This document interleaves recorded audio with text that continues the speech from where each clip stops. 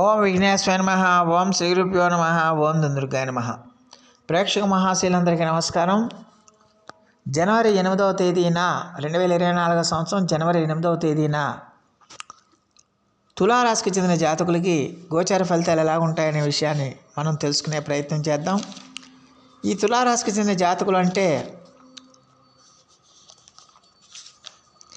చిత్తా నక్షత్రం 3-4 పాదాలు, స్వాతి నక్షత్రం 1-2-3-4 పాదాలు, విశాఖ నక్షత్రం 1-2-3 పాదాలకు చెందిన వ్యక్తులు ఎవరైనా సరే ఈ తులారాశికి చెందిన జాతకులై ఉంటారు. అలాగే ఎవరి పేర్లో అయితే మొదటి అక్షరం రా, రీ, రు, రే, రో, తా, తీ, తూ, తే అనే అక్షరాలు ఉంటాయో వారు కూడా ఈ తులారాశికి చెందిన ఫలితాలని చూసుకోవచ్చు. మరి ఈ తులారాశికి చెందిన జాతకులకి జనవరి 8వ తేదీన గోచార ఫలితాలను కనుక మనం ఒకసారి కనుక చూసుకుంటే ఈ తులారాశికి చెందిన జాతకులకి ఈ రోజునంతా కూడా కొంచెం ఆర్థిక సంబంధమైన ఆర్థిక విషయాల్లో మీరు ఎంత జాగ్రత్తగా ఉంటే అంత మంచిదైన విషయాన్ని గమనించాల్సిన అవసరం ఉంటుంది. ఎందుకంటే ఈ రోజున మీకు ఆర్థిక సంబంధమైన వ్యవహారాలు కానీ ఆర్థిక సంబంధమైన విషయాలు కానీ మీకు పెద్దగా అనుకూలించవన్న విషయాన్ని గమనించాలి. అలాగే మీరు చేస్తున్న కార్యక్రమాల్లో కానీ మీరు చేపట్టిన కార్యక్రమాల్లో కానీ ఏదో ఒక రకమైన ఇబ్బందులు కానీ సమస్యలు కానీ వచ్చి మీ యొక్క ఆర్థికంగా మీరు నష్టపోయే అవకాశాలు ఉంటాయనే విషయాన్ని గమనించాల్సిన అవసరం ఉంటుంది. అలాగే మీ గౌరవ మర్యాదలకు కూడా భంగం వాటిల్లే అవకాశాలు ఎక్కువగా ఉంటుంది. అలాగే బాగా ఖర్చులు పెరిగిపోతాయి, ఆదాయం తగ్గిపోతుంది. దానివల్ల ఏంటంటే మీరు కొంచెం మానసికంగా కొంచెం కురింగిపోయే అవకాశాలు ఎక్కువగా ఉంటాయనే విషయాన్ని గమనించాల్సిన అవసరం ఉంటుంది.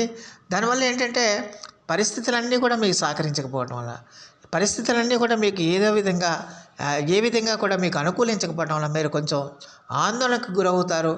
ఆందోళనకు గురయ్యి మీరు మీ కార్యక్రమాల్లో ఒక రకమైన మెంటల్ స్ట్రెస్, ఒక రకమైన ఒత్తిడి పెరగడానికి అవకాశం ఉంటుంది. అందువల్ల ఈ తులారాశికి చెందిన జాతకులు ఈ రోజున ఆత్మవిశ్వాసాన్ని పెంచుకుని మీ కార్యక్రమాలు చేసుకోవాల్సిన అవసరం ఎంతైనా ఉంటుంది. ఎట్టి పరిస్థితుల్లో కూడా మీ ఆత్మబలాన్ని తగ్గించుకోకండి. ఎట్టి పరిస్థితుల్లో కూడా మీ ఆత్మవిశ్వాసాన్ని తగ్గించుకోకుండా గుండె ధైర్యంతో మీరు కృషి మీదే దృష్టి పెట్టండి, పనుల మీదే దృష్టి పెట్టండి. అంతా మేలే జరుగుతుందన్న విషయాన్ని గమనించాల్సిన అవసరం ఉంటుంది. అలాగే కుటుంబ సభ్యులతో కూడా మీరు ఎంత జాగ్రత్తగా ఉంటే, ఎంత అనుకువగా ఉంటే అంత మంచిది. అలాగే కుటుంబ సభ్యులతో కూడా మీరు ఎట్టి పరిస్థితుల్లో కూడా వాదోపవాదాలకు కానీ ఘర్షణలకు కానీ కొట్లాట్లకు కానీ దిక్కండి. ఒకవేళ వాళ్ళు ఏదైనా ఒక మాట అన్నప్పటికీ కూడా మీరు దాన్ని పెద్దగా పట్టించుకోకుండా వదిలేస్తే ఆ సమస్య అక్కడితో తీరిపోతుంది. పట్టించుకుంటే కనుక సమస్యలు పెద్దవైపోయి గొడవలు అయిపోతాయి అన్న విషయాన్ని గమనించాలి. అందువల్ల మీరు ఎంత మౌనంగా ఉంటే అంత మంచిది, ఎంత ఓర్పుతో ఉంటే అంత మంచిది, ఎంత సహనంతో ఉంటే అంత మంచిది అన్న విషయాన్ని గమనించాల్సిన అవసరం ఎంతైనా ఉంటుంది.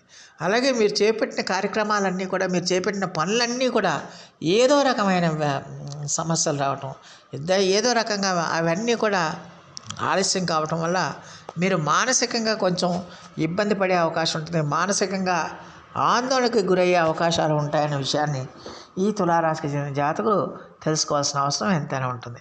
అలాగే మీ మాట విషయంలో కూడా ఈ రాశికి చెందిన జాతకులు జాగ్రత్తగా ఉండాలి. ప్రతి విషయాన్ని కూడా ఆచితూచి మాట్లాడాలి. ఎట్టి పరిస్థితుల్లో కూడా ఆవేశపూరితంగా మీరు మాట్లాడకూడదు. అలాగే ఎట్టి పరిస్థితుల్లో కూడా అనాలోచితంగా మీరు కూడా మాట్లాడకూడదు. సాధ్యమైనంత వరకు ఒకవేళ అవతల వాళ్ళ మిమ్మల్ని దూరం పెడుతుంటే మీరు అక్కడి నుంచి వచ్చేయండి తప్పించి మీరు అక్కడితో వారితో వాదులాడుకుని ఘర్షణలు పెంచుకోకూడదు అన్న విషయాన్ని గమనించాల్సిన అవసరం ఎంతైనా ఉంటుంది. అలాగే ఈ రాశికి చెందిన జాతకులకి ఈ రోజున డబ్బులన్నీ బాగా ఖర్చు అయిపోతాయి. అలాగే ఏదో ఒక